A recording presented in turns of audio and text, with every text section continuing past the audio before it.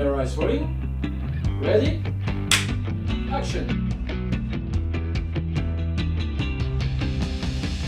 Европейският икономически и социален комитет е уникална среда, в която се формират позициите на организираното гражданско общество въз основа на смислено, структурирано и демократично сътрудничество между работодатели, работници и представители на неправителствения сектор.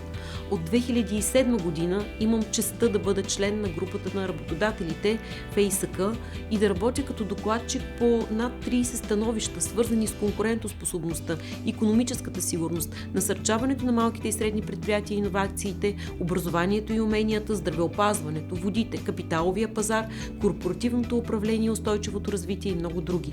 Темите, които избирам, се основават на променящите се приоритети на над 10 000 български предприятия, членуващи в Асоциация на индустриалния капитал в България, чието интереси представлявам и защитавам.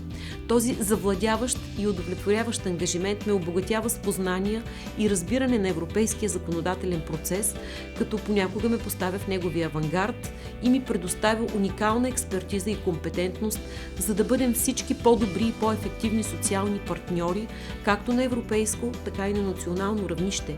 Мненията и приносът на организираното гражданско общество са от съществено значение за формирането на европейска политика, основана на доказателствата, в тясна връзка с реалността и нуждите на бизнеса и хората, за да направим заедно Европа по-добро място за правене на бизнес и за живот.